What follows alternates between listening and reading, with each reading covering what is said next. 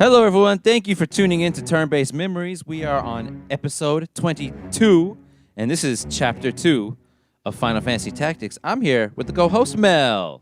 Whoa, it's me. Hi. And I am the legendary Zoltan. So, let's get right into it, as they say. Mel? All right. So, as with last time, I took a bunch of notes, and I will just kind of read off of them. We'll discuss them, and then I guess we'll get into either more detail later or whatever. Let's go with it. So, first, right off the bat, I just wrote in all caps, Aura Sight. Yeah, that's new to this translation. It wasn't called that before. I think it was just called the Zodiac Stone in the original. Really? Yeah. Interesting. Because the reason I reacted to it that way is because it so much of this is feels like a reverse callback, if that makes any sense, to Final Fantasy 12. Call forward. Call forward. There you go. Foreshadowing, I guess, is the real word. Yeah. Nethicite and all that, right? Yeah, Nethicite, or there were a couple other similar sounding stones that they used that were like magic stones that were hugely important to the plot of that game. Yeah. And here it is tying in, probably like canonically supposed to be the same material, maybe. And I just thought, wow, there really is the same shit in this game, huh? Yeah, I also had the exact same reaction when I saw the word aura site. I'm like, whoa, wait a minute. Which I think is kind of crazy because I don't believe the person who did this translation, I mean, I say the person, but I think there were a couple. I don't think either of them were the Final Fantasy 12 guys, though. And would this translation have come out after Final Fantasy 12 was released? Oh, the War of the Lions? Yeah. Good question. I don't know. I'd have to look it up. But a lot of these similarities that I think we can make would have been in the original. For sure, 12 is drawing heavily on tactics. 12 does draw heavily on tactics. Even 9, actually. You'll find out later. Some things it draws, not like the translation or like those words specifically, but a lot of abilities and weapon names are right from FF9 are right out of FF Tactics. Like the Mage Master came from That's also this game. in 12.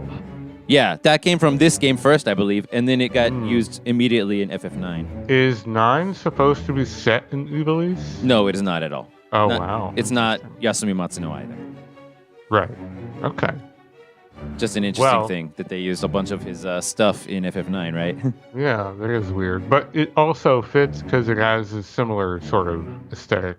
At first, not having played the game, it appears to. Yeah, at your glance.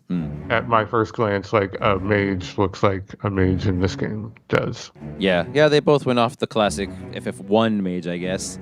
Right. My next note here is that the game is definitely getting easier, and I think that's because I'm coming to grips with the mechanics more, and I'm starting to like build steam in a way.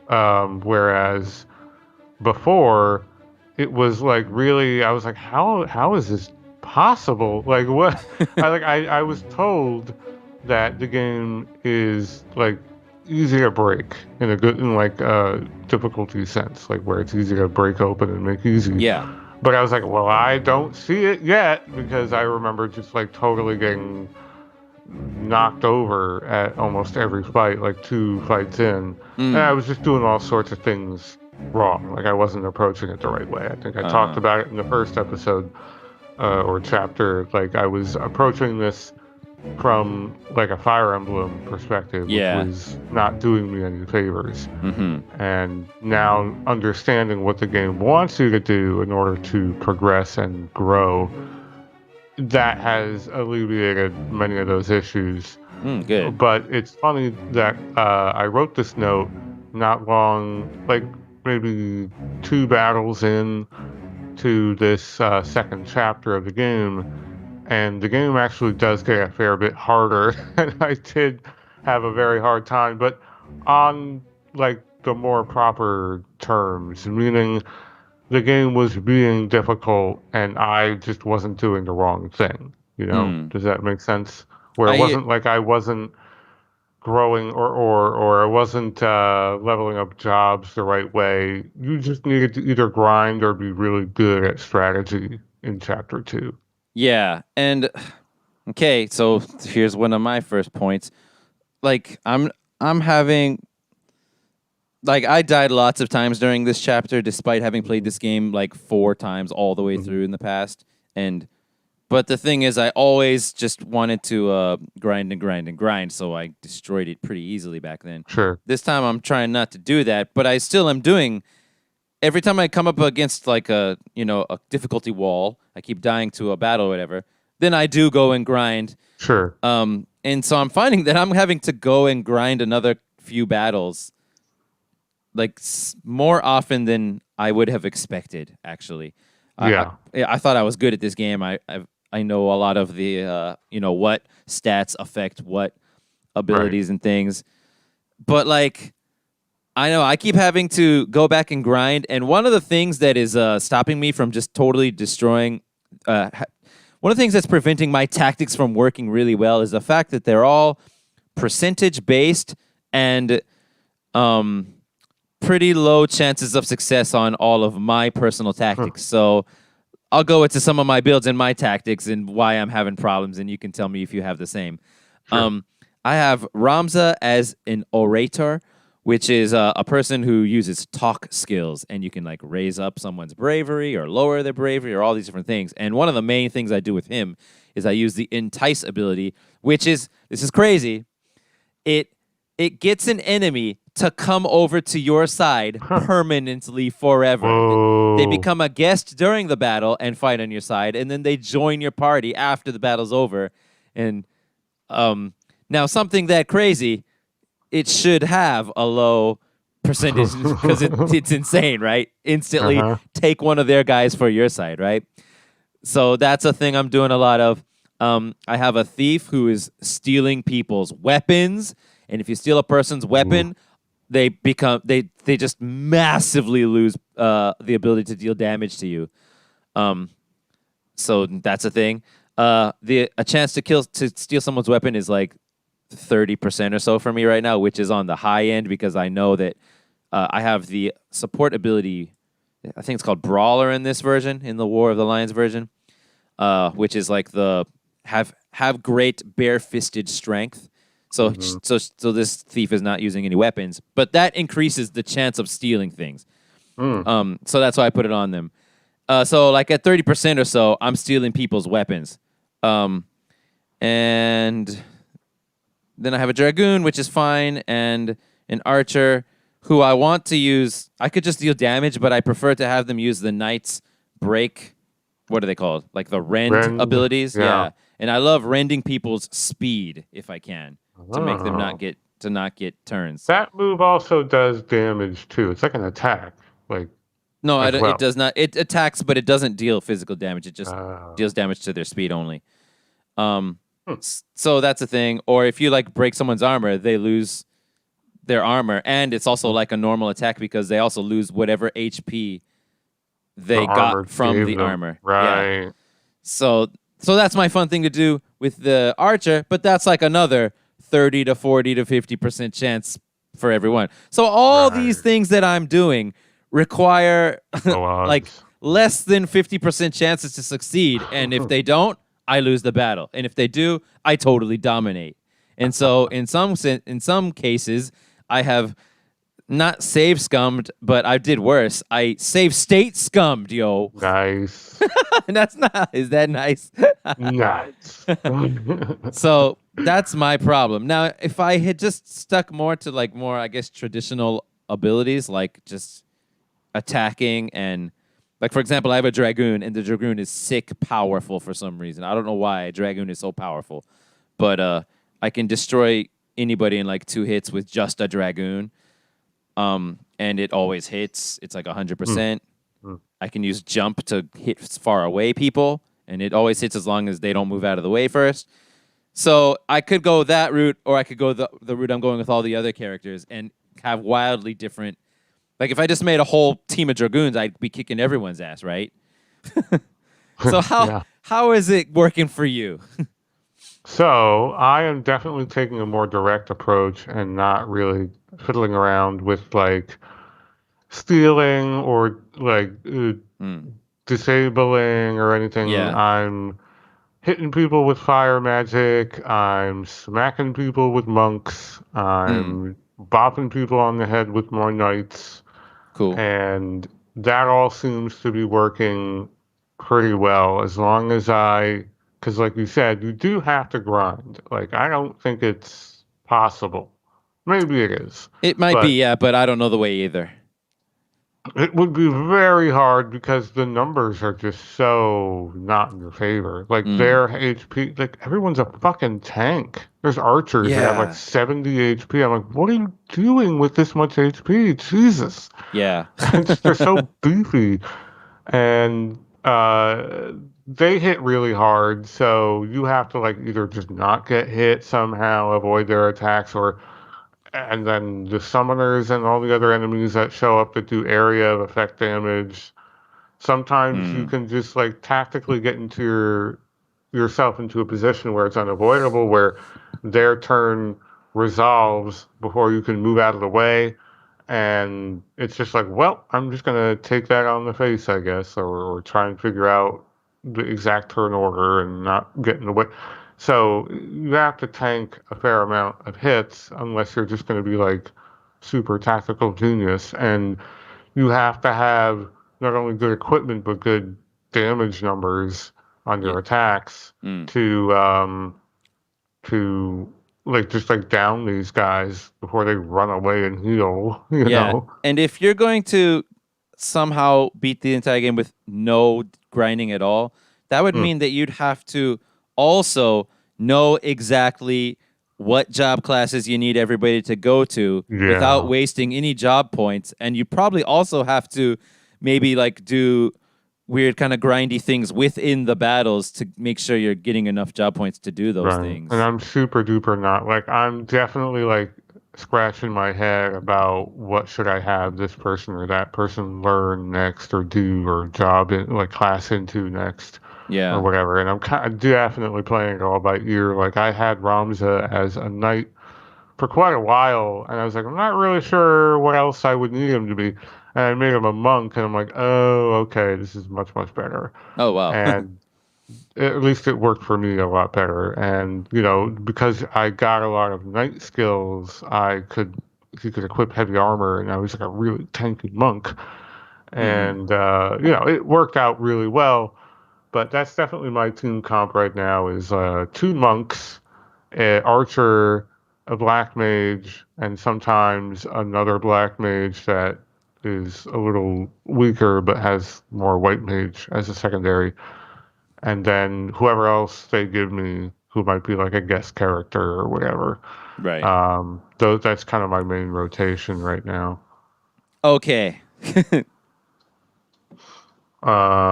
Let's see. My next little note here. That's funny. We were just talking about this. So I wrote, I'm actually doing some grinding, figuring out some of how that's supposed to work. So I really didn't have a good grasp on how I'm earning job points. Mm. And since you can kind of quasi be two jobs at once, I was like, why am I not earning points in this other job, but other people are? And I didn't really understand the ways in which I was earning these points. Do you understand it now? Yeah, if someone is a knight and they do something that a knight can do, right? They They do all anything. If they do anything. oh anything that earns them job points, Yeah. then they all earn that many job points, right? Then no, no, In for no. the knight class. Then just that person gains the job points, not everybody. Oh, okay, right. But yeah, I mean, I'm sorry, it's not entirely true. But Yeah, there are ways to gain job points in a class that you're not that performing happens. in. Yeah, so yes, you were actually kind of more correct than I was. The knight who does the thing gets like say 20 job points, Right. and then everybody else sees that a knight did a thing and gets a little tiny bit of knight job points. Got it. That's it, just a little bit. Right. Yeah. They don't. ever surface that. You just go back to your like skills page and like, I got all these knight points. Yeah. Why is that? Exactly. Right, Yeah. exactly. Yeah. So and it's based on the class that you are. So if you're a black mage casting white magic, no one's getting any white mage points. Right. Everybody just gets black mage points. That's an Everyone's interesting just getting point. black mage points. Yeah, which is So kind of weird. that was confusing me because I'm doing white mage moves, god damn it. Yeah. And that wasn't the right thing. So Right. for a while I was a little behind the ball on like white mage skills and some other skills I had wanted. Yeah. Because you can have the two ability trees or whatever set. The job that you are, and then one other job's ability set. I've for the most of my time, even all through chapter 2 as well, I've got it set on most people to just be the fundamentals, which is the squire one, just because it has like the throw stone or the focus accumulate. Rowstone is very good. Yeah, it's useful. Just to occasionally you can knock a guy back or whatever. You Right. do a little bit of damage, but Do a yeah, decent amount of like you can do like 20 damage. That's not nothing.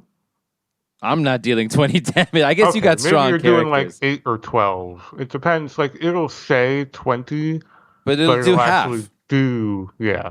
Yeah, but more than stone, I just prefer focus because just plus one attack or whatever. And it's a thing you can do anytime to make Mm, sure that you just ended your turn while receiving job points, and you get true. stronger when you're not near anybody. You might as well just buff yourself up permanently. I Right. mean, not permanently, but for the duration of the And whole get battle. points instead of wasting your turn. Right. Yeah, so it works especially well on like the wildlife type battles where you're just out in the forest or whatever, and Waiting like for people to they're all leave. far away from you and they're not summoners. You, Right. you can just sit there and like focus with everybody and let them come to you, and then when they come to you, everybody in your party is 3 points Everyone's fucking like stronger. roided out and like ready Yeah, to bash your roided face in. exactly. So yeah, Yeah. so that's what I've been doing to make sure I'm getting points all this time. But still, a problem I'm having is that I'm just dying to hurry up and get access to the skills I want. So like, I Yeah. wanted Yes. because I have an archer, and this only can happen to people who know what the skills are that other classes have. So I know that there's the existence of the ability called Ignore Elevation, and I really wanted to get that for my archer so he could just jump up any castle wall and start nailing people Ooh. with arrows from way up there. Sounds amazing, right? Yeah. Yeah, but you gotta like go on. You have to go unlock first the dragoon class, and then be a Mm. dragoon until you get 700 points, yo. Oof, So and that then took the some time. archer can get access to that skill, is what you're saying? Yeah, well, any class can get access to, yeah, because you can set any movement ability from any class you've learned in the movement slot, because you have like the Right. different slots, right?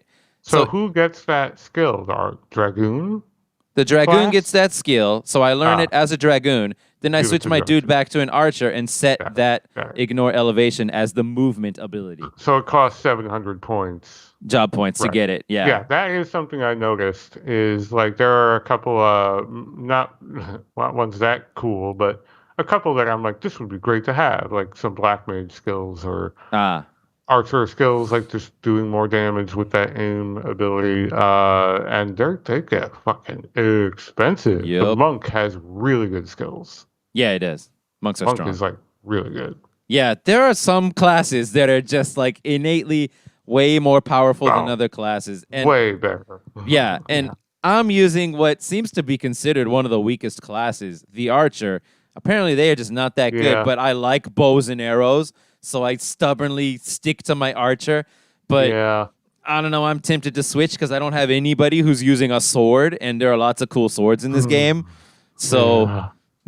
like, I don't know what I'm doing. I'm also sticking with my archer, and I feel like it's probably not the right move because I Yeah. feel like I'm never quite doing like now that I got monks, and I'm like, oh, this is what being like OP is, or being like strong Yeah. is in this game, and the archer is just like I got an arrow. Wow, I got like an aim ability. It takes 8 turns to resolve, and if they move at all, I can't do the move. Yeah.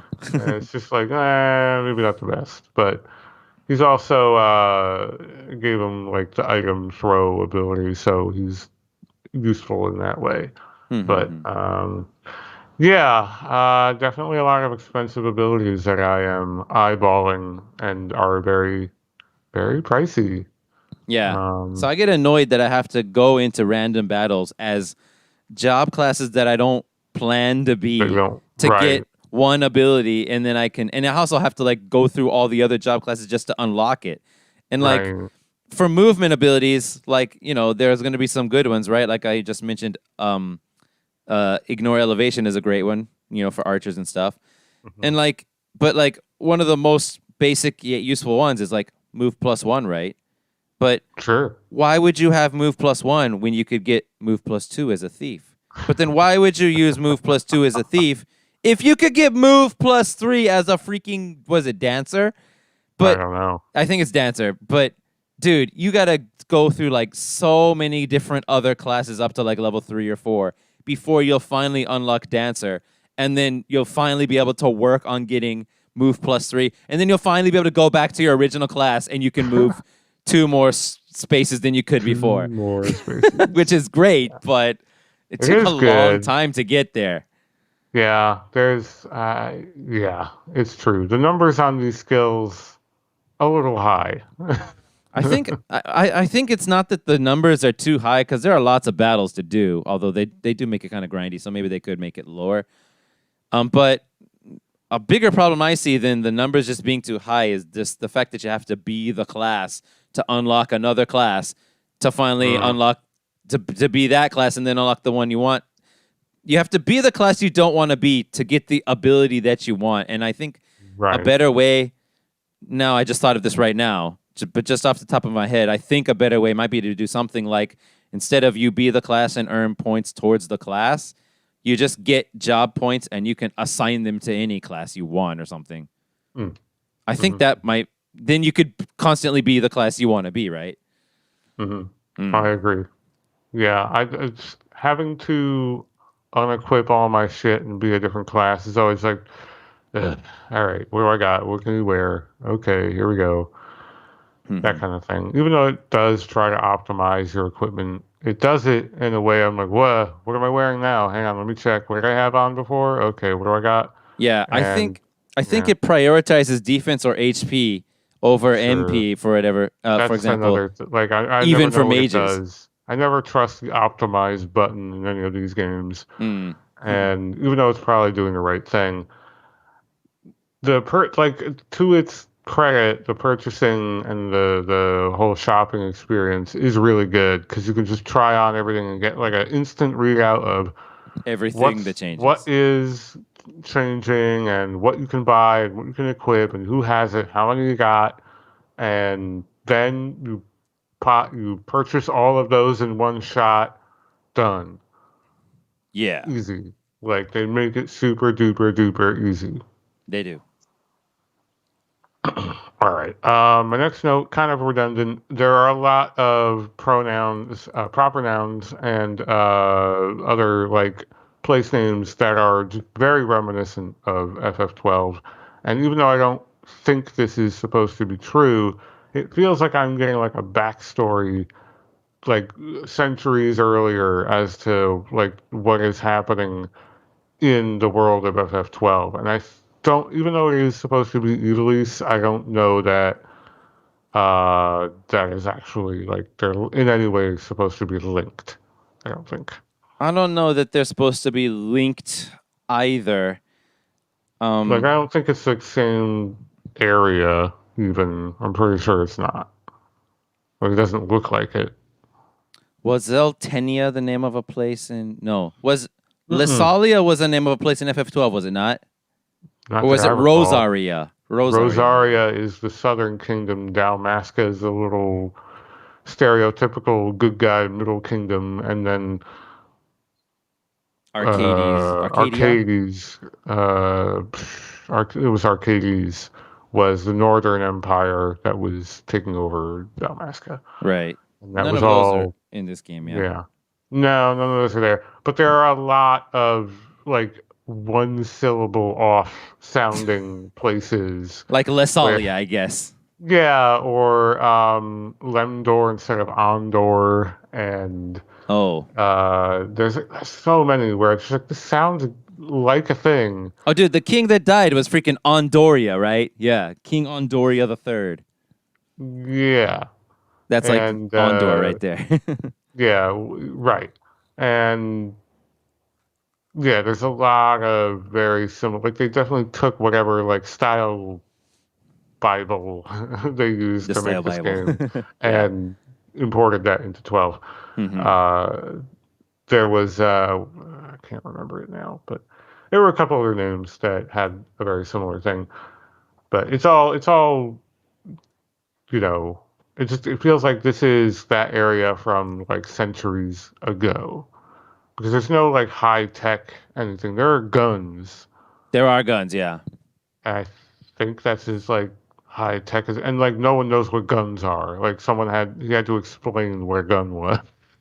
Oh, that's right. Yeah, he did. Like Yeah, it's he like made it or shoot a something, right? pistol. Yeah, he made it right. And Or there's like this hmm. implication that there is high technology that has like from centuries prior to this game that are buried under Machine City whatever.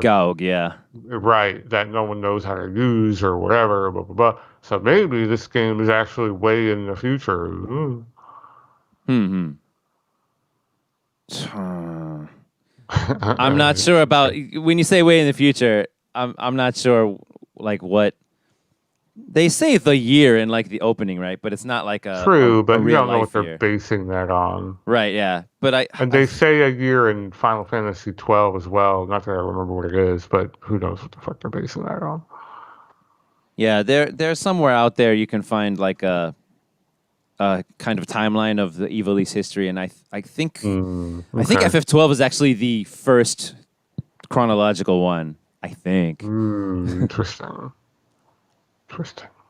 dude. And Mustagio has the same middle name as uh, Dr. Sid, I think.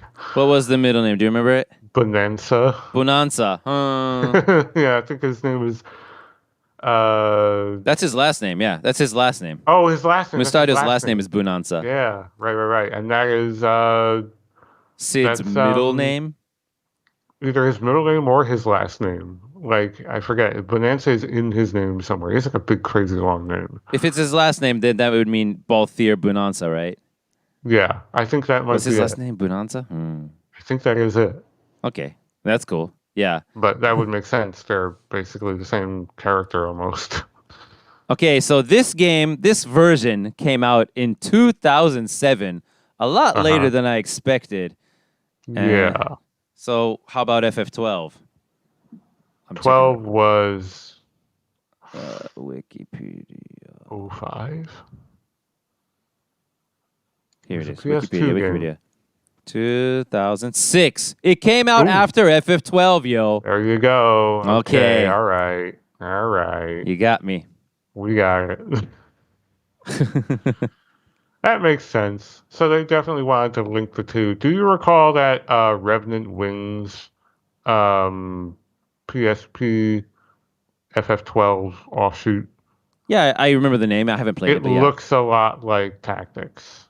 Ah, And there are even that Hunter's Den or whatever it's called in oh, that FF12. thing. Yeah. That thing was styled directly off of Tactics. Oh, that So thing does look like Tactics. Yeah, it's exactly the same. Um, so yeah, definitely a lot of genetic material between these two games. totally. Um, Now, moving on a bit here, the I just made a note of the fight with Gafgarian, the one where you're actually fighting him for real. For Not real, yeah. to go into the detail of the fight, we can do that later, but That's the one where he's behind the drawbridge, right? it's the one where it's just you and him behind the drawbridge. Yeah, Ramzan. Yeah. So it's the second fight, the one Right. before or after the gallows fight, which I will just say this about that fight. I had to like re-roll that fight several times because I had a really good team, but Mm-hmm. if Gafgarian went after one of my groups and not the other, I had a way harder time.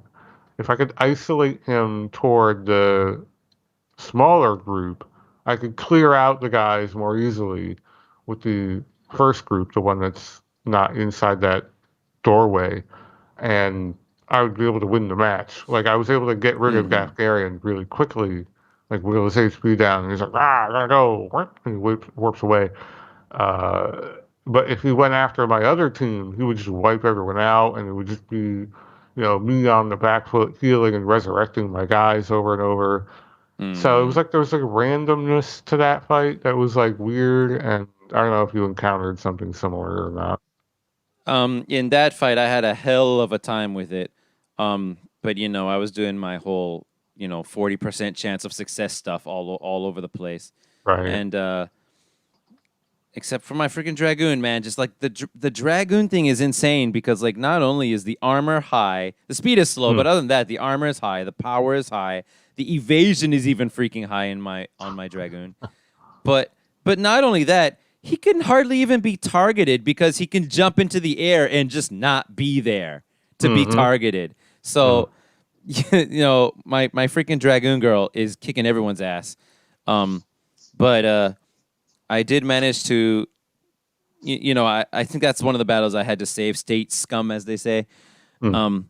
I used Ramza to entice someone over to our side, one of those night guys at the near the gallows, and I got my thief to steal freaking Gafgarian's sword, and he could only do 18 damage to me after that. Like he was completely Whoa. destroyed by that in one Wow. shot. So you Yeah, stole his fucking sword? Damn. and he can't do like any sword skill attacks without it. So But now you have that sword. Isn't it like a really good sword? it is, but it's called the ancient sword. I can tell you that, and I no, no, no. So I stole the sword both times. The first one, I can't remember the name of it, but it was probably better than anything I had. And then the one where it's just you versus Ramza, I stole it again, and I believe that one is called the Ancient Sword.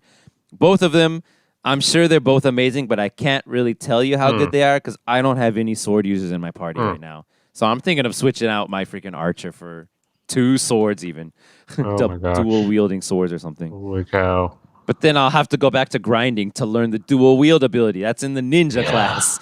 Oh boy. Yeah. Yeah. So my point about that fight with Gafgarian, the second one, was that was after I had already chosen to switch Ramza to being a monk who can heal himself. I was like, man, if I didn't have that set up and ready to go, I don't think I'd be able to beat this fight. Mm. Like he really wails on you, and I intuited pretty quickly, oh, I gotta go over here and open this gate. Nice. Good job. And Yeah. yeah, I kind of figured that out pretty quickly. Like I was like, You no, could I see don't the think I switch, have to. right? Yeah, I was like, I don't think I have to duel this guy alone because I was like, that's super not possible. So, so I don't think Because that's he how it heals works. himself every time he attacks you, right? Yeah, he fucking heals himself like a bitch every time you hit two, and I didn't have any option. Like, there's no way that match would have ever worked out. So I was like, no, I think I gotta open this door. But the fight on the other side of the door was Insane, not right? easy. Yeah, Yeah. not easy. Summoners, man. Woo. What was it? Wasn't it like on that side? It's like 5 or 6 versus your 4, right? Yeah, and Mm. you're cornered pretty heavily, and the It's a summoner small is area. really good at just like wiping out a large group of guys. It's really Yep. hard to stay out of range of his garbage. I'll tell you something And amazing about summons, hmm which is a class you can get, by the way.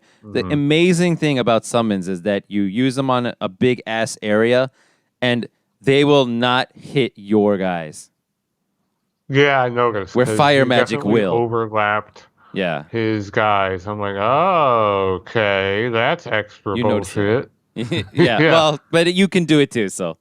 yeah, but I'm not a summoner, so I can't. Right. I mean, you could if you But wanted. yeah, I could if I wanted. Yeah, a lot of tanky knights that were getting in the way, and pesky archers, and that one stupid summoner, and it was a lot. But I managed to get a little lucky, and I had some pretty high level magic by that point, like Firaga, where I could really like just knock people on their asses with that. I Um, had freaking Thundaga, and I mhm. had a freaking Thunder Rod, which boosts your lightning magic. Right, And I had Arcane Strength as the support ability, I which have boosts that. your magic more. And it still wasn't enough to one-shot I anyone. think fire would have been better. I think there, unless you're in a rainstorm, Oh, you then know about that, thunder. yeah. Maybe I Yeah, told because you. I noticed I have one mage that I sort of spec more toward fire and another one toward thunder. And the guy who's weaker, who's like a lower level mage, was Did doing more. way more damage in Oh, the you noticed it. thunderstorm. Wow. You're a Yeah, like genius, dude. I wouldn't have thought it was significantly because of the more. rain. Because I remember looking at because you can like select terrain and it tells you like geomancer skill does this here. I'm like, what does that mean? And so Right. I kind of figured there was something to do with the like environment that plays a role in certain attacks. It Because does. The weather if does you're too. in water, don't you take less fire damage? You Or is that might. not true? I'm not sure, but you might. I know if it's raining, you're going to deal less fire damage, and in Hmm. snow, I think you deal less fire damage. But yeah, yeah. And in rain, you deal more lightning damage. Yeah, because the difference was significant enough that I was like, whoa, he Mm, should not be doing that much more. yeah, But yeah, that fight was pretty rough. The fight before it in the gallows, pretty rough. yeah. Summoners really giving you a hard time. The Machine City fight, pretty damn rough for me. I don't know if you Mm, had a hard time with that, but I had a hard time just like not. 'Cause you gotta go after those damn summoners like right off the bat, or they're just gonna blow you up. So I just shot Ramza off into the distance and just like took those mm. guys out as quick as I could.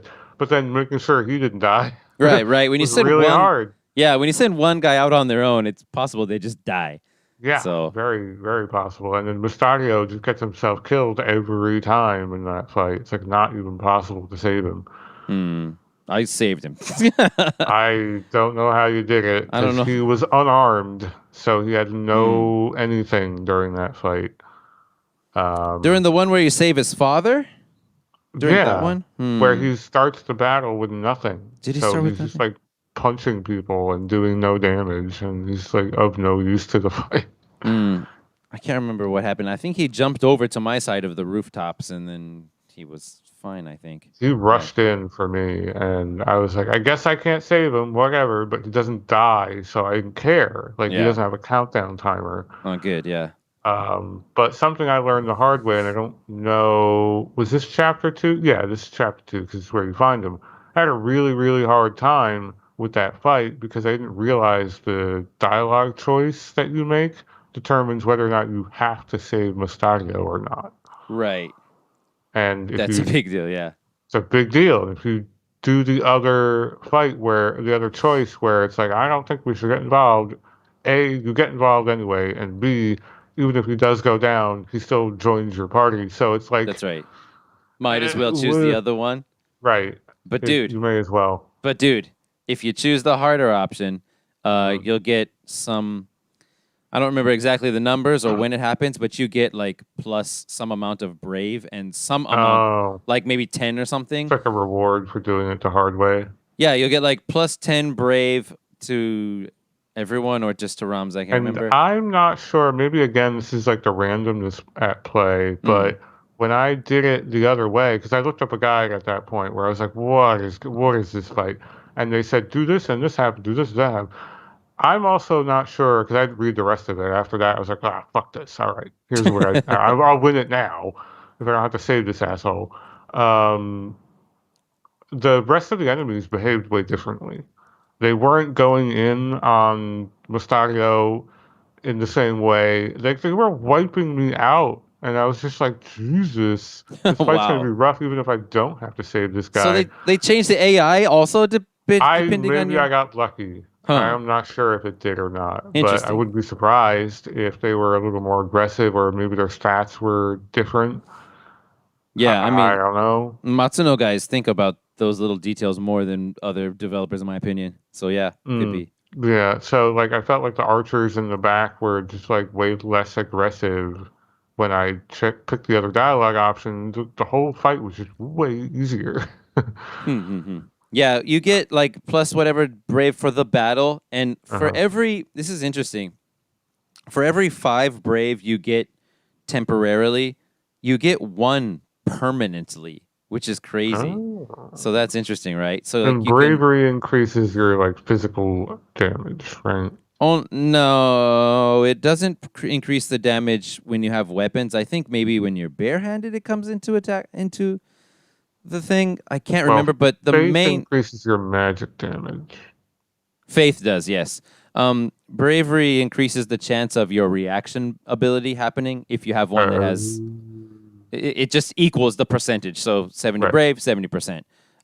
If it is a that kind of activation type of reaction ability. For example, parry. For example, it says Yeah. you have a chance to like use your weapon to parry, but actually it's not a percentage chance thing at all. All it does is you have the parry. It's always active, and what it does is now the weapon evasion percentage that you have is now factored into all attacks on you. So it's not like a chance to have your weapon evasion factored in. It happens all the time anyway. So there are some things like that where they Mm, worded it wrong. But mm, yeah, if it's a chance to activate type thing, then it's whatever your bravery percent. mm. Interesting, interesting. Yeah, I remember going over this on the first chapter, and I was like, well, okay, and I kind of forgot what the whole mechanics of it were. I'll probably forget again, but Yeah, I don't remember them all it's either. yeah. I feel like it's not if you're gonna like min max this game. Bravery and faith are probably important because I also remember reading earlier on like you should never have a male mage. It should always be a woman Oh, with I the don't. highest faith possible because they have more faith. I think in general. Okay. And I was like, whatever. I don't know. Yeah, But it depends on how deep you want to go, but in right. the end, right? Because there's the sex, male or female, I mean, and Mm. there's the zodiac and all Oh that's yeah, the Zodiac. I forgot all about that. right. There's all Yeah. that, and there's bravery, and there's faith, and then there's all their other stuff that abilities and stuff. But you could just level up with any class. And Right. by the way, you get like permanent bonuses to your character when you level up, um, but then your job like changes what all your stats are when you change to your job. So, for example, bards are like weak and ninjas are fast or whatever. But you can like level up as a ninja and get like insane speed, and then turn to like a slow class, but you'll still be fast, really fast because you leveled up as a ninja. You got more permanent speed added to your character, Oh, which is that's interesting, interesting. but it doesn't matter. In the end, if you're totally having problems, you could just level up as any class you want, and you can eventually outlevel the enemies and be strong enough to destroy them. You don't have to worry too much if Yeah, about min I maxing got if you that don't want to. impression. Yeah. Right. I definitely got that impression where it's like if you're trying to like do the cleverest thing possible, there's a number of ways that you can just like totally destroy this video game. Right. Or you can play it like a normal person who played it back in the day, who didn't know all of these like internet tricks, Right. And you won't and get all the locked out of beating formulas the and game. stuff. Right. Yeah, exactly.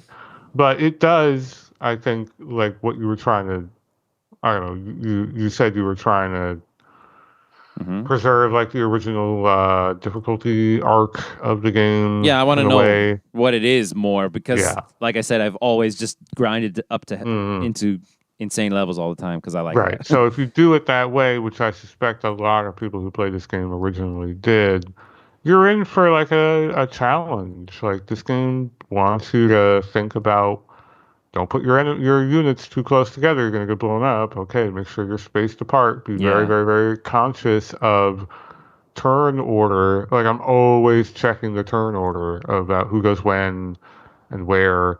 My one qualm is that when they say who goes when and where, they use a whole bunch of different names. I don't know what the fuck these people are. They're Oh, just right. random dudes. Like Yeah. when I look at a name, I want you to like highlight the person, or I Yeah. gotta then back all the way, which is like 3 menus deep, by the way. Yeah, I I gotta know. back all the way out of the turn order menu, and then tab around to who is like Robert, and then find out, oh, okay, that's Robert. He's way over here. Never mind. A thing you can Uh, kind of do to sort of shorthand all that checking to a degree. For example, if you're going to use the aim ability and it says the number of turns it's going to take on it, right. if you just since you're going to be highlighted on the target anyway, you can see when the target's next turn is going to come. It'll say like for example, there are 12 units on the screen, so it'll say something out of 12, like 10 out of 12. So he's 10 turns from now. So if your ability is less than 10 turns it takes, then you're definitely going to you don't have to check any menus. You'll definitely go before he moves. So that's one quick way you can do it. But it doesn't work with everything because, like, for example, jump, they don't tell you how long it's going to take for you to descend. You have to, like, go on game FAQs and learn that the way it works is you go up into the air and you have 0 CT, but you gain it at double your speed when you're up in the air. So you got to count how many clock ticks it's going to take for you to come down versus the enemy. Oh my God. So jump, it doesn't work, but like, spells and aim, it works. Okay. All right. Yeah, I forgot all about the fact that there's a whole CT gauge in the first place. Yeah, but it's not the CT gauge you need to look at. Just it says like turn 11 out of 12 or something. Like as a fraction, it says it next to everybody's portrait when you highlight the enemy. So that's just what you gotta look at. Yeah. Yeah. That makes sense. That makes sense. Yeah. All right. So my last note here is that the Kukulane, whatever it's pronounced, fight. So I'll tell you that in the original one, it was actually named Quecklane with the Queck or something. Oh, weird. Well, it's an Irish word, so it's a Gaelic word, so it's got many different spellings. Okay. I think Kukulane is the correct pronunciation, but I could be wrong. I'm gonna go with Kukulane then. Right. So that fight for me, super duper easy. Me too. Yeah, like I just chased him down with my heaviest hitters, just kept hitting him. He almost ended that because he just shoots a giant like AoE that puts your guys either to sleep or mutes them or does a whole bunch of shit. But he missed 2 of my guys who were the guys who were like the strongest guys. Yeah. And they were able to keep up with him as he ran around, and the fight was over very quickly. But if it had gone on much longer, it would have been bad. Exactly the same here. So I wrote down that I was like freaking shocked that somehow I beat Kukulane the first try, even though he managed to sleep and doom my entire party. Yeah, that was it, doom. So if it had gone on very much longer, they all would have fallen. They all would have right? wiped. Like a lot of them would have wiped out, and I don't think I would have been able to finish that fight. Yeah. So he had a surprisingly low amount of HP because I also was just beating on him with like one person for most of the battle. I mean, he must have had a couple thousand because I was hitting him maybe 1,000 or so because I was hitting him for a lot, like 100, like oh, really? I was hitting him. Yeah, I don't know, maybe, but they blank out his HP. You can't see what. Yeah, it's question marks. Yeah. Yeah, it's unknowable. So that was the end of my notes, and I guess that was all mostly like combat gameplay focused. Yeah, so let me go ahead and see if I have anything else about combat before we work on understanding this story. Okay, so have you done any errands? That's new to this chapter. I did do a couple errands, and only one of them came back. I think because I don't quite understand it. So I sent some guys that I wasn't using out on an errand, whatever it was. I think they had to go fight some people. And how many guys did you send? You can send up to 3. Did you send 3? I think I sent 2, but right. And then he's like, how many days do you want to give him? I'm like, I don't fucking, what does this mean? So I think I gave him the maximum number. No, I gave him the minimum number of days. Okay. Because I was like, I don't know what this is. It just fails out. whatever. This is the first time I'm doing it. Let's just see how this works. Right. So I think I gave them 10 days, which was the minimum. And then I played the game a bunch, and some days went by. And then I went back to the tavern, and then I noticed, it's like, your guys are back. I'm like, okay. Yeah. And then they said, oh, we did it. Here, yay. And they gave me a shit ton of money. Good. Yeah. And I think a Job couple points. items. Job points? Maybe items. I don't remember that, but you definitely Mm, got job points for all those people, yo. You the didn't people I notice that? sent? Yeah, you didn't notice it said JP and then some number, right? Only the people I sent? Of course, only the people you sent. Yes. Okay, yeah. Well, those were people I don't use. So Oh. they were like super duper like back burner fucking like a squire in a knight that I never touched. So I don't know what happened to them because I was like, if they die, I don't think I care. Okay. um, So I but did. the money was good because I needed the money. I needed to buy like a shit ton of stuff. Yeah. So I did. Like my first errand was like kind of a mind blow for me. Here it is. Did the first errand for Bacchus Winery and got 3 people 150 JP and 15,000 gil. Those are Yeah. kind of insane numbers. Like if you're the max job level, which is 8 of any class, and you have the freaking boost JP ability on, which I have it on most of my characters, you're getting 40 or so, over 40 JP per move action. But the thing is, most of the time, most of your characters aren't level 8 in their job class. So you're only getting like 20. And that's only if you have the boost JP ability on, right? So if you were just getting like, say, 15 job points per action because you didn't use the boost JP ability, dude, you just got 10 actions worth of job points for them. That's amazing. Mm-hmm. So I was like, dude, okay, I'm doing all of these, and I did them Rewards are all. really good. Yeah. Yeah, and But they take a lot of time because if it's like 10 days, that's 10 moves on the map, right? So is that what right, you did? Just like moved around on the map? exactly. So the thing to Okay. do is to try to make it to an area where there are 2 blue nodes right next to each Right. other, and of course that means you're gonna have to cross over a random battle area and hope that you don't get into any random battles there. But the thing with me, I don't have any extra unnecessary characters. I keep enticing people over to my side. I keep Mhm. getting these awesome knights with awesome swords and these thieves with awesome knives, and I take off all their stuff and then say go home. And so I have lots of awesome equipment now. I'm like saving. I have money I don't need now because of this, Nice.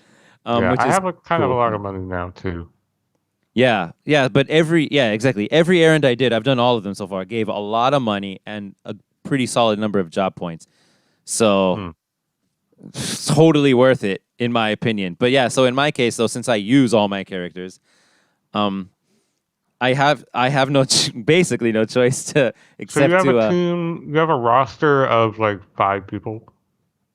yeah, I have Ramza Okay. and 4 characters that I hired at the soldier Yeah. office because I wanted to name them. Did you do that? Did you name your own characters or I did you? didn't hire anyone, no. I Okay, just took the I people they still got. have a handful of the people that I started the game with.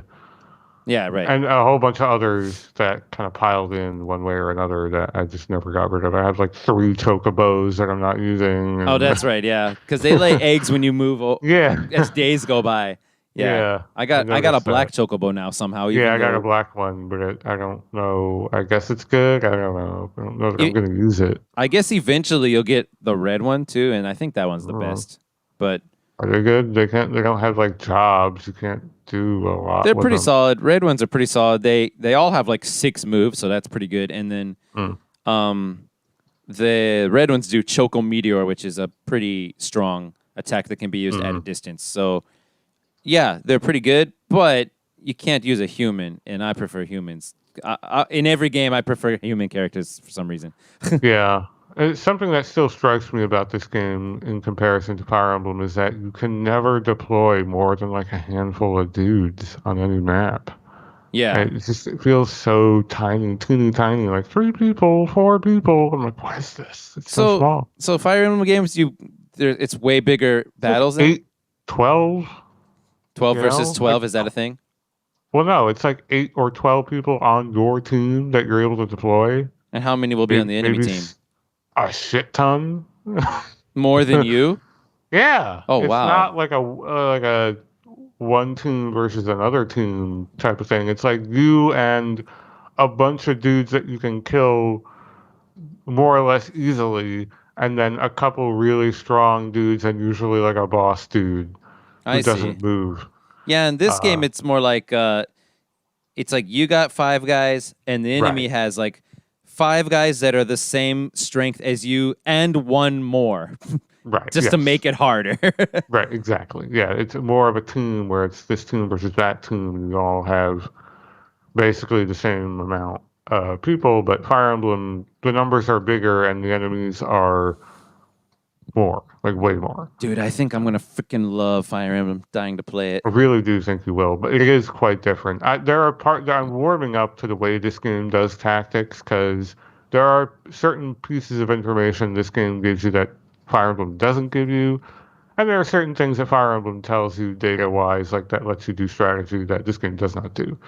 And depending Hmm. on the game you play, they've changed the way Fire Emblem works a little bit, but not much I to feel like. where that I'm sorry. works. Where what?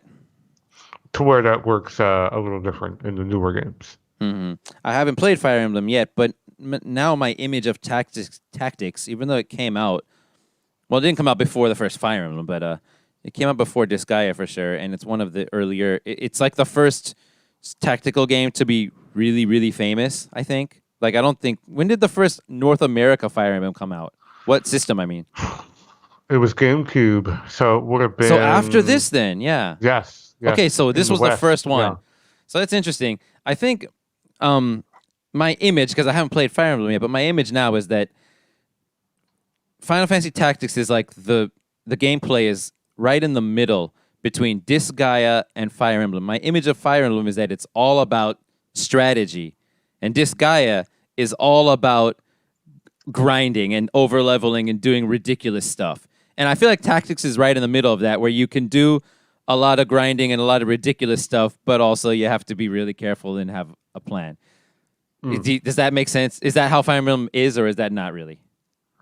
Yeah, you can. There's a lot less unit customization. Fire Emblem Right. locks you in path in what you're doing. You're making a decision longer term with your character progression. Whereas this game, the thing that threw me was how willy-nilly you can just become a ninja, become a this, a that, a this, whoop, whoop, whoop, back and forth, and you're supposed to do that. That is super duper not the way Fire Emblem works. Right. Down to you can't just grind either. Oh, that's Uh, right. you Yeah. you can In the battle, right? level guys up in the battle, but there's a finite number of units that you can kill. So for the whole game, there's a set amount of experience points you can earn. Hmm. And how you portion that out to different units is usually really crucial because you can under level units. Because if you have a unit that is, not to get into Fire Emblem too much, but if you have a unit that's already really high level, they take way more experience points to level up and Right. gain more points, stats. Whereas if it's a low level unit, they take way fewer points to level up. And the general rule of thumb is you start a game and you have this really high level unit and this really shitty low level unit. It's going to be worth your time to invest points and do the hard work of leveling up the little guy because his stat growths are probably way better than the Huh. guy who's already really OP because later on in the game, he's going to suck. Okay. Like, that's Huh. the rule of thumb for Fire Emblem. If you're ever in that scenario where you got this little child who sucks and this, like, big Epic ass night. knight on a horse, don't Hmm. worry about the knight on the horse. Like, you can unequip that guy and have him stand in the way and take damage as like a meat shield, and he'll like take zero damage. And you can get like the ultimate boss character on that map down to like 1 HP and then hand a bow off to the little guy and like have him do the killing shot and get like 3 levels. Okay, I'm gonna keep that in mind. That is usually what Fire Emblem wants you to do because that little shitty character, he'll gain way more stats per level and he'll become fucking OP toward the end of the game. But yeah, that is one of the major differences that this game has. I think that this game, I really do like how they do give you in tactics a lot more information than I realized at first glance. Like you can see where enemies are moving, like their movement range. I didn't realize you could do that before. Because it was one of my problems. It's like, I don't know how long this guy can move. Like, what's his range? Or this mage who casts like a spell, but now I have no idea who the hell he's casting it on. You can see where and if he's casting it on the tile or the unit itself. It gives you all that info.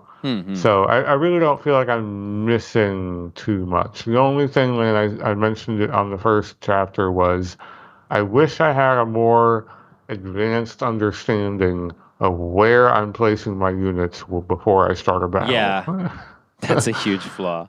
It's so... They might as well just like place it for us if we have to not know while we place it, right? It's just like, here, pick how many people you're going to have, and then fucking and then they just let her rip, you know. But there have been instances where it has been advantageous to move them to one side or another of the space they give you. But you're never knowing that until you start memorize the fight. it. And it doesn't help a lot because it's mirrored when you move them to the left. You're moving them to the right. I noticed that. This is confusing. Yeah, I did that. I was stupid. Like, I had to replay a couple battles. Like, okay, this time I'm gonna put this person over here. Right. Like, wait, what? And they're on the opposite side. Yeah. It's just not done very well. Okay. Yeah, and I'd say that the greatest strength of Final Fantasy Tactics is just the level of customization. I mean, that's the main reason I want to play it, is to like to I want to make this kind of character that does this, and so I want to ask you. You can customize your characters really well. Game. And so I want to ask you, like, what builds have you made? So, like, what have you got so far? I mean, is there anything more to tell besides what you've done so far? The types of characters. So I like the monk a lot. I think the monk is a really good defensive and offensive character. The area of effect heal is really strong. Have you got Earth Slash or whatever it's called yet? He pounds the ground and it like does a shockwave straight forward. It's amazing. No, but I have the one where he like shoots out his fist. Basically, it's like a spirit energy attack. It's really strong. And a couple other moves that he has that are really good, but they're expensive, so I don't have them yet. And yeah, so like I said, I have 2 mages. One of them is essentially a white mage, and an archer, 2 monks. That's my go-to right now. You got 2 monks. So what kind of like what reaction ability or support ability or movement ability do you have on those monks? I want to say I have movement on at least one of those monks. I'm trying to remember my build, but I definitely have the monk reaction ability where he just hits back with his actual fist. Counter attack, Counter, that's what it's called. Yeah, not counter tackle, but just counter, No, right, that's the Squire ability. So I had that initially, but counter itself is, I think, stronger. And then on the archer, he's like partly a chemist. I don't know if I have anything noteworthy reaction on him. Okay. Yeah, no, that's about it. Okay, and do you use any of the 2 permanently joined guest characters? You got Agrius the Knight, the Holy Knight, I think, and I do. Mustadio the Engineer. You use them? I am not using Mustadio because I feel like I want to invest more time with the characters that I'm like playing with, that I've been playing with this entire time. But I did use Agrius. She's really strong. It was like kind of hard to not like. I feel like it's a little bit of a crutch, but I was like, you know what, whatever. She's really cool. Her moves are great. Oh, her what is her move set called? Holy Sword? Yeah, she's got 2 ranged sword attacks. One of them can cast Stop. The other one can cast Doom. That's right. Yeah, she Really can stop. good. Yeah, stop is super amazing. Yeah, Yeah, if you ever get someone with that, it's like done. they just stop frozen in Just stop. space. Yeah. Okay, so you're using them, or at least you're using Agris. Yeah, Mhm. I want to use Agris because I like her because she's the knight and I like knights. Um, but I don't know. I named every character in my. I kept Ramza as Ramza, but then I got rid of all my first four characters and hired new ones, and I named them all after everyone in my family, me, my Mhm. wife, and my two daughters. So, so I can't bring myself to like, okay, sorry, wife, you can't be in this battle. I'm gonna bring Agrius instead. Oh, Even I let my daughter die. Oh well. They're another one. yeah. So, yeah. If anybody turns into a crystal, that's a reset for me right there because Yeah, me too. yeah, you have to put in a lot of time to build one Yeah. person up and then they're dead. Like no way, right? Yeah. That's very in line with Fire Emblem. If anyone dies in that game, It's a reset. it's a reset more not because you're probably irrevocably behind at that point, and more because the characters in that game are way more story embedded in the story. Even though there are a lot of them and there are like missable ones, they all have input in the story some way. Mm-hmm. Whereas in this game, they're just sort of like randomly generated characters that are whatever. They don't have a role to play in the plot. They don't talk. In Fire Emblem, they do. So that's what you're missing if you let them die. Indeed, I see what you're saying. Yeah. Mhm. Okay. I guess we should go on to see if we can make sense of this story now. So, Right. So hold yeah, at on. this point, go ahead. Yeah, go ahead. You go first, actually. Okay. Yeah, at this point, we've flashed forward a bit. We're back in the present, I guess, because all of chapter one was a flashback. Okay, wait. Yes, you're right. Okay, before you go on, let me go ahead and do one thing Sure. first. I wrote down one of those. I don't know what the official name of this thing is. One of those relationship charts where you know what it is, where like you have all the people's face on like the paper, and they all have arrows pointing to other people's face, and it says their relationship and what they did to that other person. Oh, okay. You know, is that I know making what you're sense? talking about. Yeah. Yeah. Is there a name for those kind of charts? Probably a fancy name, or maybe not, but I know what you Okay. mean. Yeah. So I made one of those just for the stuff that happened in chapter 2, at least. You know, there's actually more people in the Chronicles section that you can find. A little bit not directly related. So I didn't put them in. But let's just recap what we know, because there are a lot of names, and it's just There but are a lot of names. yeah, it's better to like go over all the names when you have this many names. So the king that died was King Andoria Atkasha III. Uh-huh. And so that's the Atkasha family. And in his family is the king that died, King Andoria III, his wife, Queen Luveria. Yeah. They had two sons that died, I think, from sickness. And they had the third son, who is only like 2 years old, Prince Orinus. Or Mhm. maybe he's king now, I don't know. Orinus. And Princess Ovelia. And we'll Right. get to her reveal in a minute. But that's the Atkasha family, and because of the death of King Andoria III, King Andoria Atkasha III, it's weird to me that they call him on King Andoria, but that's actually his first name and not First his last name. Yeah. Yeah. So it's the whole start of this story was King Andoria Atkasha III died, didn't leave a successor except for Orinus, who's only 2 years old, so he can't really be a successor. So Right. so we have two dukes trying to get that king seat or whatever. Duke Larg, who is considered the White Lion, and Mhm. Duke Goltana, who is the Black Lion. Mhm. And the Bayul family that Ramza is in, the people in that family are Alma, Zalbag, Dystarg, and Ramza, all with the last name of Bayulv. Not that it matters, but just a fun little detail. Zalbag and Dystarg are true brothers, and Alma and Ramza are true brother and sister, but they are but Dystarg and Zalbag are half brothers to Ramza and Alma. So, two different wives. Mm. Interesting. Mhm. Okay, and Dice Darg works for Duke Larg. He is a strategist and a retainer for Duke Larg, the White Lion. And Duke Larg is the one who owns the Hokuten, or in this version of the game, the Knights of the Northern Sky. I personally think it sounded way cooler, though, when in the original Tactics, they called them the Hokuten. And that one scene in Chapter 1 where you said you were having a really hard time with that battle with the 3 dudes inside of the house area.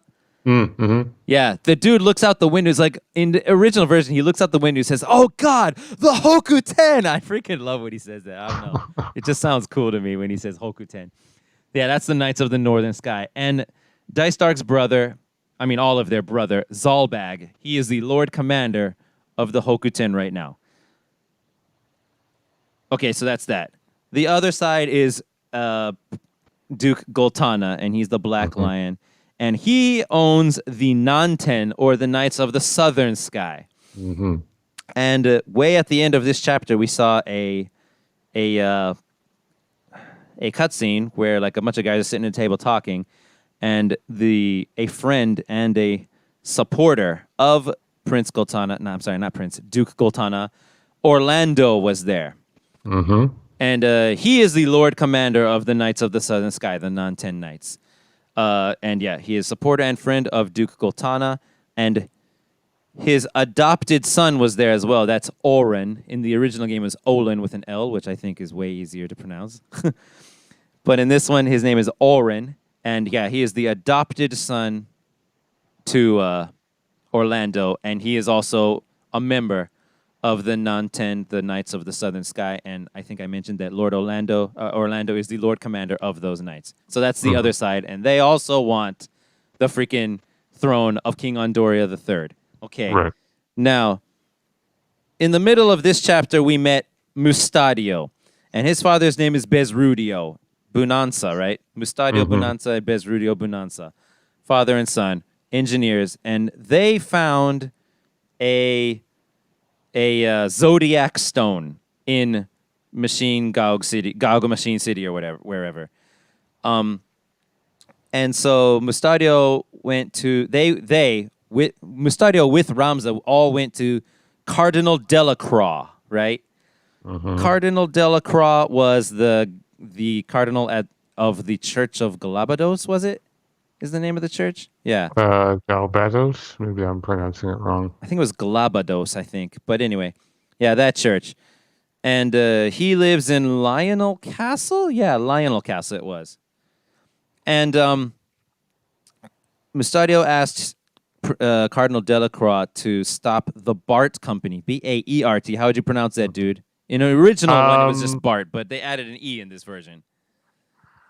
I guess they want it to be pronounced Bart. It would probably be closer to Bert if it were. Okay. So the Baert Company. Yeah, but whatever. You could say Bart. I don't know. I mean, when I looked at it, I thought it should be pronounced Baert as well, but in the original, they pronounced it Bart, and man, that E is throwing me off. But anyway. So he said that, yeah, I need your help, Cardinal Delacroix. These Baert Company guys they kidnapped my father, and they're trying to get this stone or something. Wasn't that what the thing that he wanted? That he wanted help from? Yeah. Well, he wouldn't really say what was going on exactly initially. That's right. He wouldn't. Yeah, he couldn't say. But it turns out Cardinal Delacroix already had a stone of his own, another one. So, yeah. So Mustadio guys had the Taurus stone. They're all zodiac signs. And it turns out, though, that the leader of the Baert Company, Ludovic, was already working for Cardinal Delacroix. And I'm so glad I looked into this because now I understand it. And the reason is Delacroix himself wanted the stone. So Delacroix said, "Oh yeah, I'll get rid of the Baert Company for you." But then he sent Ludovic to go and get the stone and all that. But we stopped him. Okay, so that's that. Then the really confusing stuff at the end of part. Okay, no, that's all I want to say before you have something to say. Go ahead. So we've named all the factions at least. Right. Okay. So Now, I guess we kind of outlined everyone who is everyone going on. Yeah. Uh, the previous chapter took place during a flashback that kind of sets the table of who Ramza is and who Delita is and how they know each other. And now they're kind of not, well, I They're wouldn't say they're still not on the same side. They're right. friends, Yeah. but they're sort of estranged a little bit. Yeah. And Ramza has fully severed ties with his family, who he now is like, fuck these guys. They're everything I thought was a lie. Yeah. That I believed in. He's like the only nice guy in this entire aristocracy, Yeah. apparently. Yeah. Yeah. He's the only person Uh, who cares about the little guy. Yeah. right. It's like he was raised by a complete alien. Like, I don't know where he got any of these morals or I'm outlook on life from. well, Gafgarian says to Dystark? Yeah, to Dystark, your brother, your brother Ramza, I guess he got a lot of your father's, Balbanes or Balbaneth. I guess he got your father's sense of justice. So I guess he learned Yeah, it I from guess his his father, father was similar, but everyone but after and yeah, before his father were not right. that Why way. right. Why were none of Balbane's other kids I Oh, mean, Alma's probably gonna be fine, but Zalbag and Dystark, super duper we don't not. know And much all about the other Zalbag yet. aristocrats and anyone with any modicum of power, they're all on that same playing field where they know the score and they know how to manipulate people and all that. So Yeah. you're now in that boat where your father's dead and your brothers are heinous criminals who probably wouldn't spare a thought to kill you. And as it turns out, that ends up That being true. They yeah. didn't. And so you're striking out with a mercenary company, and And Gafgarian is one of the now members, yeah. yeah, Gafgarian is one of the he's like the head of this company, or ostensibly he's like leading the troop that you work for. Hmm. And beyond that, you don't really know what's going on until you encounter Princess Ovelia. That's right, Ovelia. Right on the that waterfall map, and there's Delita, and you suddenly realize that Gafgarian has been ordered to kill her. That's not quite And right.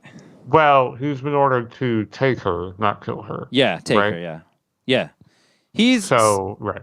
so he was we are gonna find out later, but yeah, he was all this time working as a freelance mercenary for the Hokuten, Right. meaning for Dice Dark guys. Mm-hmm.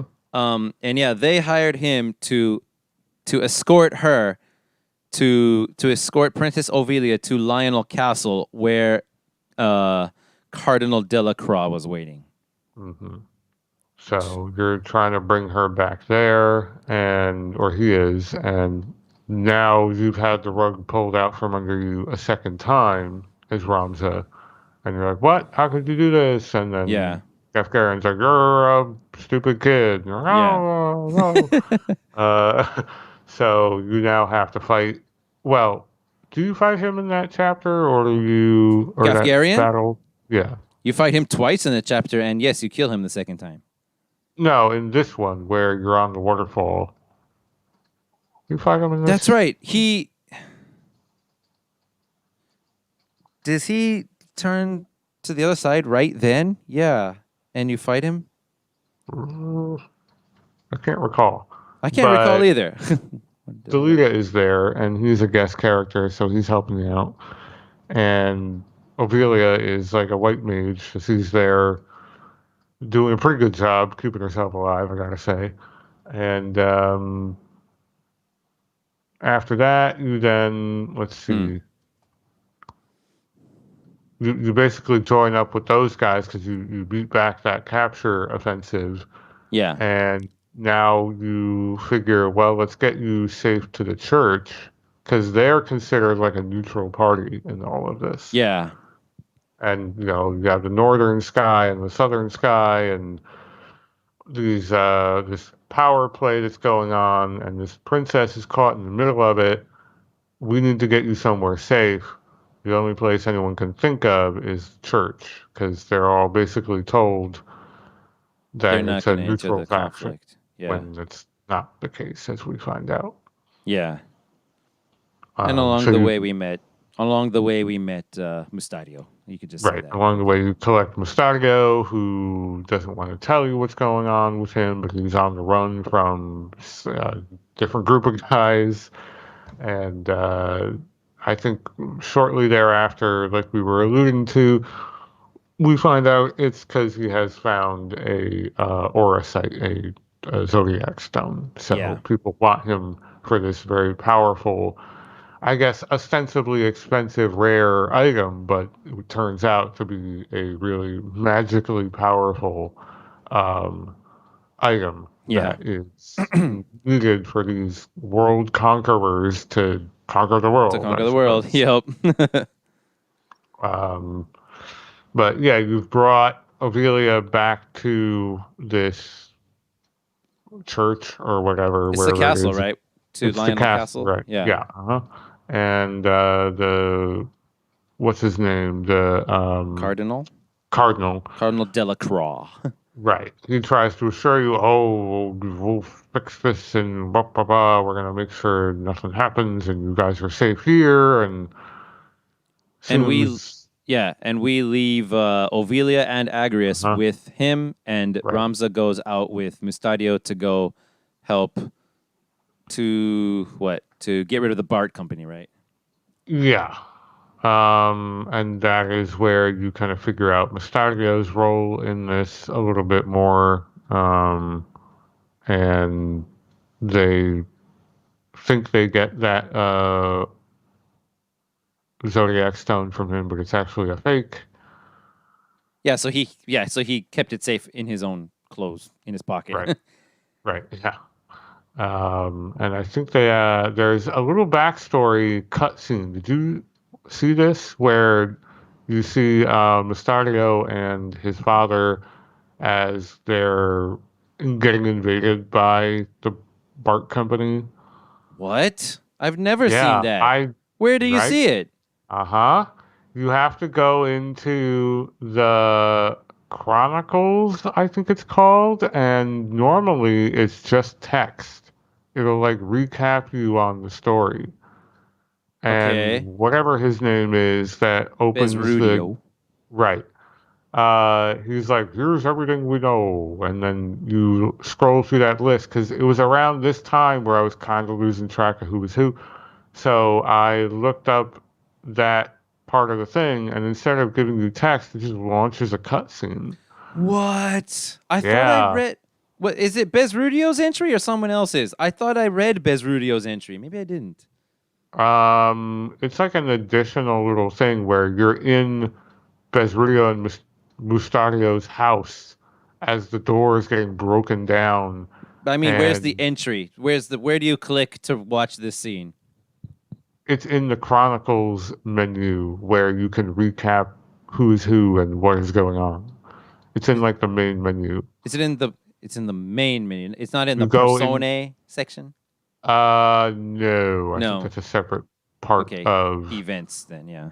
something like that. Yeah. Huh. I'm So gonna in the find it. main map screen, somewhere in there, and that made me wonder. I didn't do it at the time, and I haven't done it yet. There might be other little cutscenes tucked away in there that I'm missing. But it Dude, was you're cool. It was a blowing my really mind cool right here. scene. Yeah, it was a really cool little scene where he's like, no, you have to get out. I'll fend them off. He's like, oh, no, but your leg. Oh, get on. And then they all like surround him. And it's really cool. It's a cool little scene. That was the scene Um, of so that was him getting captured by Bart Company. Was that what that was? that and then Mustario running away. Okay, so that's So why he was on his it own. was like a little backstory, mini flashback of how they kind of got in this predicament. Yeah. Interesting. Yeah, That's freaking awesome. pretty cool stuff. And now that you have rescued him from this problem, um, I guess what happens next? You rescue you. Let me see. So right here, and then you. Oh, that's when you realize. Oh crap! Freaking Cardinal Delacroix was on their side, using them the whole time. That means Agrias and Princess Ovelia are in danger, and so you realize we got to go back to Lionel Castle. How is it that you figured that out, though? I don't recall. I don't remember either, but I have written here. No, I'm sorry. I guess we learned that during or after the next battle. The next battle is at Belias Swale. That's the one where there's the big rock in the middle, and there are like freaking summoners on either side of it. Um, yeah, somehow during that scene, maybe those people are from the Bard Company and they talked. I can't remember now I think you're right. because that was all humans. I remember them saying that. Yeah, I remember Yeah. someone saying something. Oh, we gotta go. We gotta hurry up and get the fuck out of here. I think that might be correct.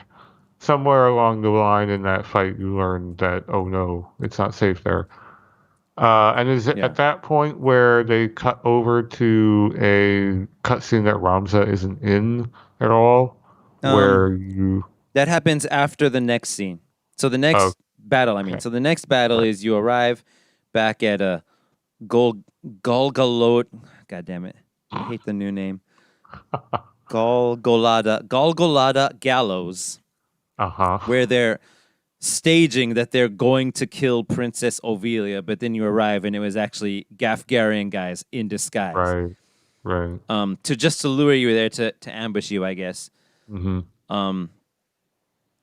Okay, so before we continue on, so the whole point of all of this, the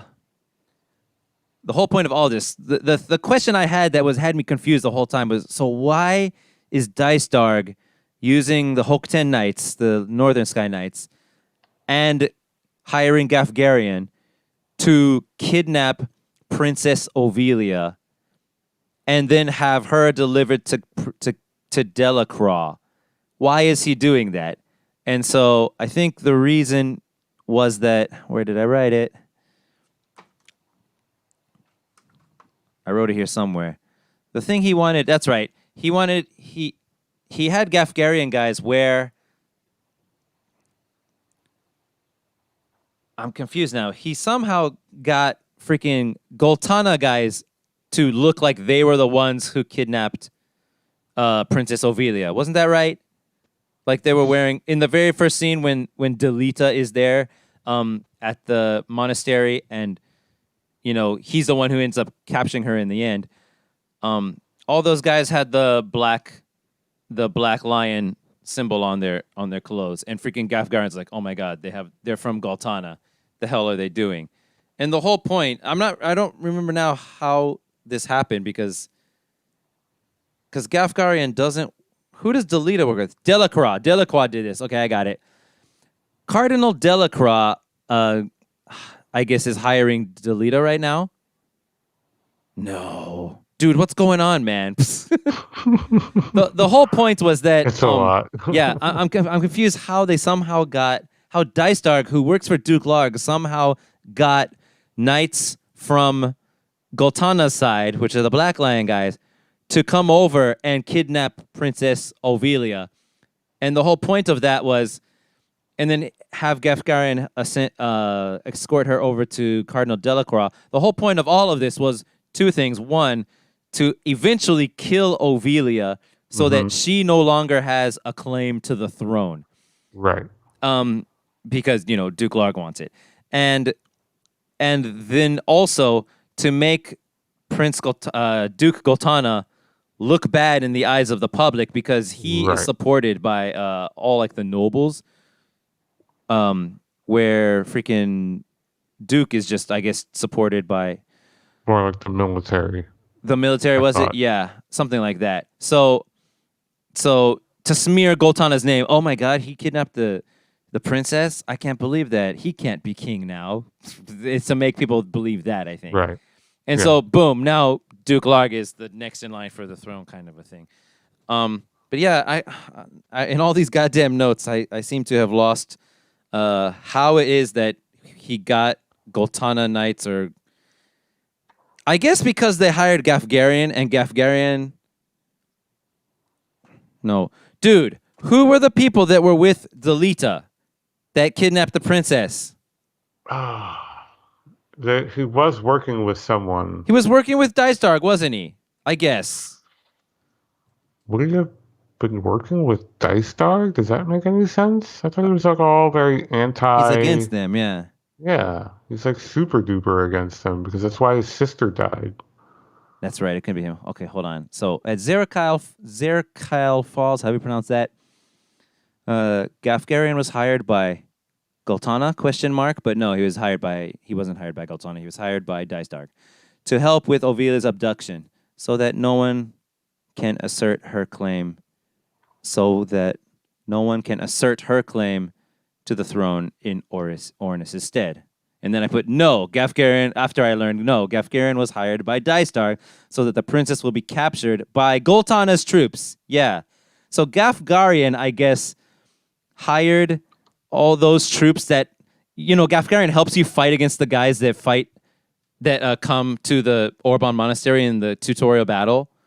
Mm-hmm. Gafgarian got those guys to do it? Is that what happened here? To smear Goltana's name and then kill the princess to eliminate her possible claim. And then... Yeah, we must save Agrias from Cardinal, who was only pretending to help Mustadio to get his Zodiac Stone. He used the Bard Company to do it. Okay. And then... Ramza blames himself for Tietra. Had to state... No. That's all just gameplay stuff. Ophelia isn't... Okay, then we're coming to that freaking scene.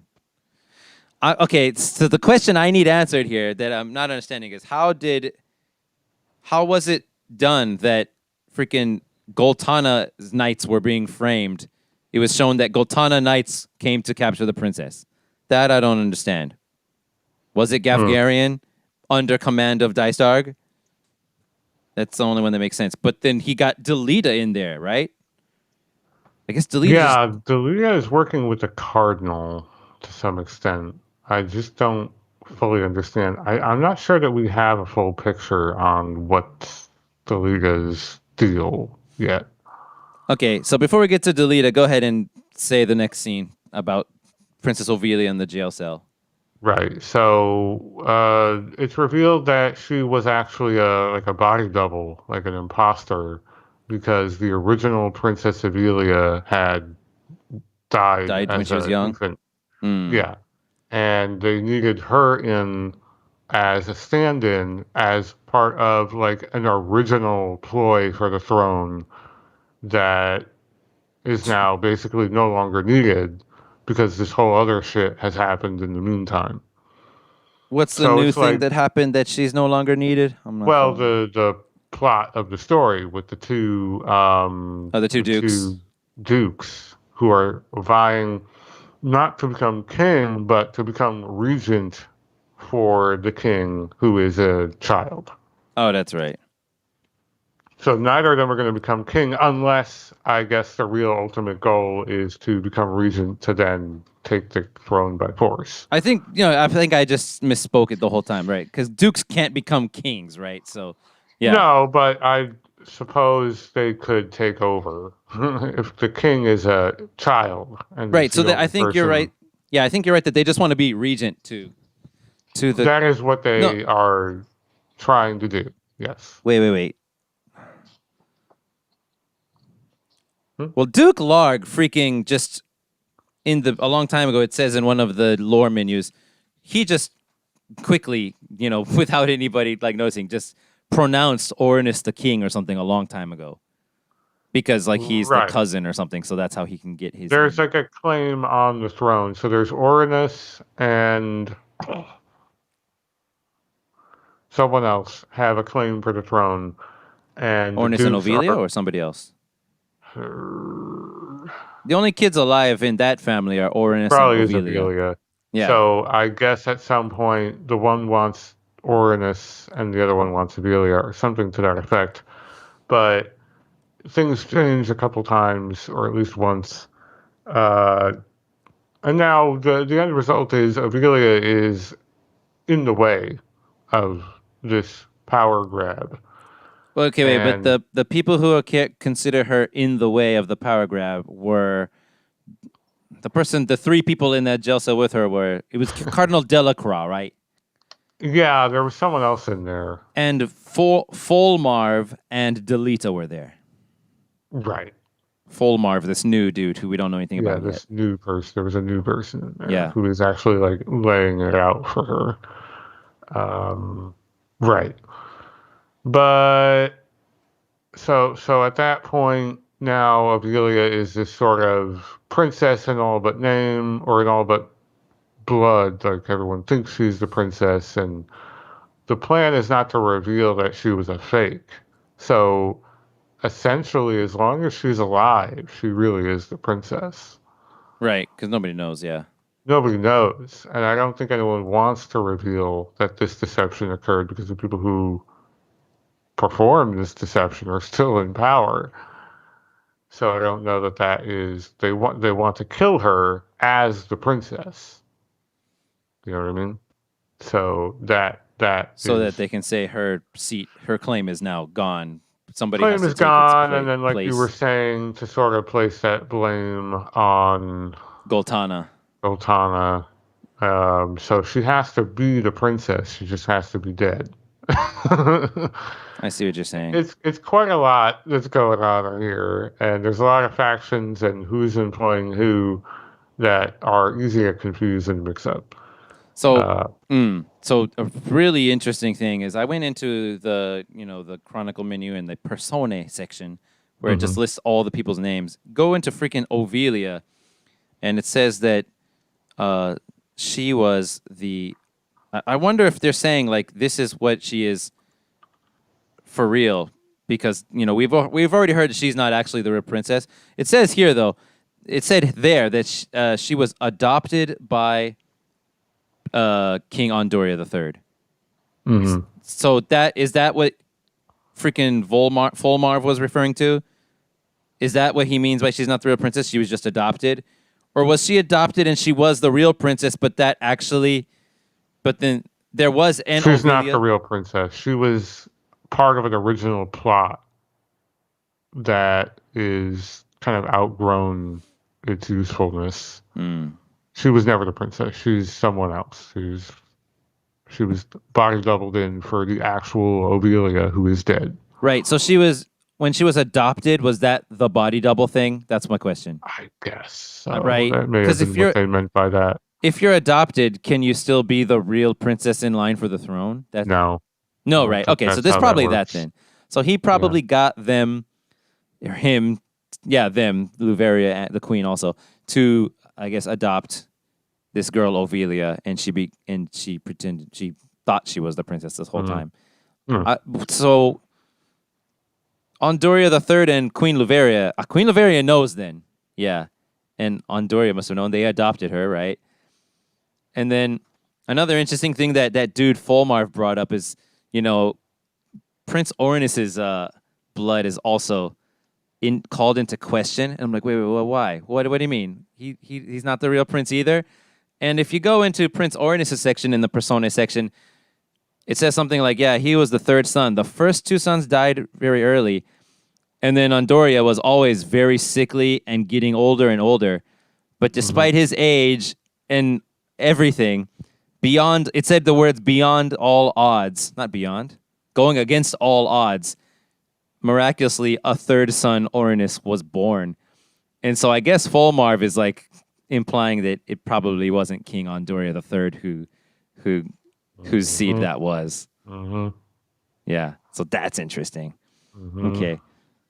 Yeah, there's a lot of political drama and royal, I guess, inheritance drama. Yeah.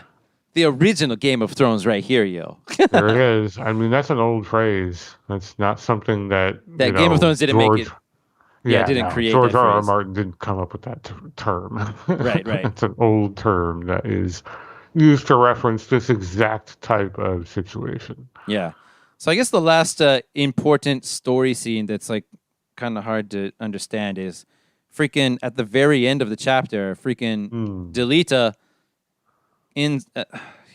manages to bring back, was it Princess Ovelia, back to Duke Goltana? Was that what we saw? No. Who did he bring back? Marquis Elmdor. Was it Marcus Elmda that he brought back? No, but it's to Marcus Elmdor. I He thought he brought Amelia back to him. was that I who. thought. I thought so. God damn it. Let's see. Where? It's the scene with Orlando. Oh no, Duke Oltana. You're right. It was Duke Oltana, right? Yeah. So yeah, he brought in the person he brought was Ovelia, right? Mm-hmm. Yeah. So he brought her back to Duke Goltana. They were all sitting. He looked at. Hold on, I wrote it down here because here it is. Jumper Super. No, that wasn't it. Sorry. This is the last. There was a whole scene where he like He kills a kills man. someone who is like exposed for plotting against the Duke. Um, and by now he's kind of like a prominent figure under the Duke. Like he's kind of rising up the ranks a bit. Delita is? Is he not? I suppose so. Is he a knight now? Is that what his position is now? I'm He not entirely certainly sure. looks like one. I don't know. Like he's wearing fancy clothes now. I mean, he killed a man right in front of Duke Goltana, and Duke Uh Goltana huh. didn't like get mad at all. Right. Um. Okay, so here it is. So he came back, and there were lots of people in that room, and I like the fact that they actually gave this character, whose on-screen time is only like 2 minutes in the entire story, but they gave that person a freaking portrait and everything, and it's not a generic portrait. So good Right. job. Um, he brings back Ovelia and blames. No, no, no, no. He didn't bring back Ovelia. Ovelia is being held by Cardinal Delacroix. He brought back a thief that he captured. Now I remember. Oh yes. And that thief knew who it was that captured Ovelia, right? Yes. And Yes. Yes. now in real life, it was actually freaking Delita was there to capture Ovelia, right? But Delita was like, talk. And Duke was like, talk. And he's like, okay, you're going to guarantee my protection? And they're like, sure, of course. Okay, the person who hired us to kidnap the princess was Chancellor Glavon. And Chancellor Glavon was right there, and he was very, very defensive. No, this is Yeah. utter madness. Kill him Right. now. And so when I heard that, I was like, okay, wait. Chancellor Glavon was being very defensive and very quick to just say, kill him now, silence him now. I guess he did it, was what I wanted to say. Sure. But then right after that, Delita was very quick to just pull out his sword and be like, oh, that's treason. Yeah. Psh, you're dead. Yeah. And so, like, which one was it? And I went back into the chronicles, whatever, and it turns out it was indeed Delita framed Chancellor Glavon. He was not. He didn't do that. He didn't hire anybody, I guess. So, yeah. The plot thickens. More and more, as if it wasn't thick enough already. For real. And obviously we're doing a pretty like patchwork job of recounting this, but you know what? I think that's like part of the experience of playing this fucking game. Unless you're reading like a story Explained synopsis. things, yeah. Yeah, or something. This is gonna be how this game unfurls itself to you. Yeah, There's for new so many players. people, and there are so many names, and so many factions, and deceits, and double Yeah, crosses, and you forget who is working for who or why. indeed. And it's quite a network of individuals that are many of them working behind the scenes, so they're not people that you see or hear from very often, as you're spending most of your time in this game in turn-based tactics battles. Yeah. So it can be easy to forget. But I do gotta stop once again that the writing up to this point is really, really, really strong. Nice. I think that some of it is laid on a little thick with the sort of attempt at a period piece English. Some of it's a little anachronistic. It's not quite how people would have phrased things or said things, but it still conveys a really well written it's not easy to write that way, and it's consistent. That above all else, that's what you need to maintain, no matter what it is that you're doing, is a consistency in your writing, and they do it, and it's not easy because they're writing in a really kind of foreign way. Mm-hmm. And I think it works out really well. The only thing that makes me kind of like wrinkle my nose is that everyone talks this way Yeah. all the time, Yep. from like highborn kings down to like scrappy little lowborn people who are like in the gutter. They all talk this way. I was like, I don't know, guys. There would be some like regional and Differences, yeah. cultural differences between, The kings someone and the who, peasants. yeah, right. So there would be like sort of a bit like not everyone's going to have this sort of poetic way of phrasing everything all the time. Yeah. It's a good point.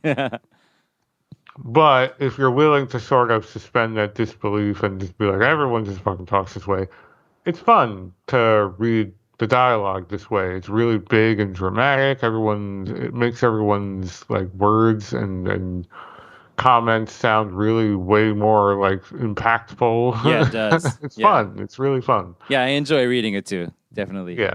Lots of awesome And quotes. it would take really, really strong voice talent to do justice to this type of writing. Like you Oh couldn't yeah. just hand this off to like anyone. It would really have to be someone who You would need read. Captain Picard. That's who you would need. You would need some really strong people who read and reread the script and figured out the right delivery. You couldn't just sight read No. this and No, do a no. good job. Yeah.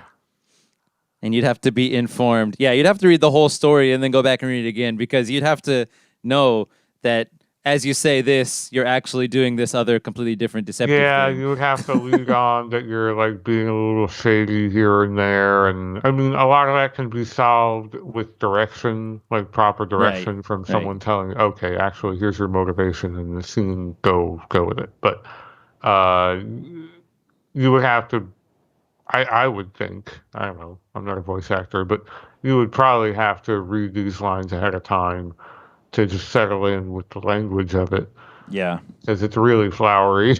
Yep. uh, Sounds like you're having a good time. I am, it's kind of one of those things where you don't want to grind too much. I don't want to erode the challenge of it, like we were saying. Yeah. And kind of puzzling out this royalty mystery and Totally. intrigue and deception plot. Yeah. I've And never just tried this hard to understand a story. I mean, Xenogears is the hardest story I've ever done, but I didn't like dig into it like this. I just played the game multiple times and slowly figured stuff out. And then now lately there are podcasts that are coming out and I listen to those and now I know everything. I didn't carefully go into all the I didn't use the internet for any of this. I didn't go to FF Tactics Story Right. Explained video yet. I want to do that at the end though. Yeah, I'm tempted to like when we're done here, like Yeah. dive into some of this. I bet if we ever do a Xenosaga episode, there would probably be some lore diving we would have to do. Yeah. Oh man. Oh yeah, that goes places. Wouldn't you have to like study all kinds of like philosophers and religions before you can play that game? Legit, and to speak in an even though Gnosticism. That's the name, right? Gnosticism. Correct. Yeah. Gnosticism and alchemy, the philosophical alchemy, not the actual chemical alchemy. And I don't know about the philosophical one. Wow. yeah, it goes, and then also, just like Christology, like Christendom, you would have to have some background on what they're alluding to in Christianity and stuff like that, and also Judaism too. There's a fair amount of Zoroastrianism going on in that series.